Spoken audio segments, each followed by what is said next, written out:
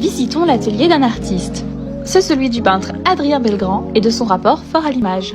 Il peint des piscines, des paysages urbains ou ruraux et des portraits paysages réalistes. Sensible à l'écologie et à l'architecture, sa peinture est réaliste avec la volonté de la rendre la plus lisse possible. Ce geste est important, c'est le geste de la peinture qui ne ressemble pas à la peinture, dans le but de perturber le spectateur et de le faire douter sur la nature de l'image. L'image. Selon lui, on ne ferait pas assez confiance aux images.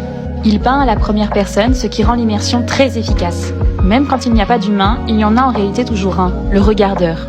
On peut tout peindre. Le plus important est de se faire plaisir. Il est arrivé que l'on catégorise l'artiste d'hyper-réaliste. C'est un mouvement artistique qui reproduit à l'identique une image, en peinture ou en sculpture, tellement réaliste que le spectateur vient se demander si la nature de l'œuvre artistique est une peinture ou une photographie.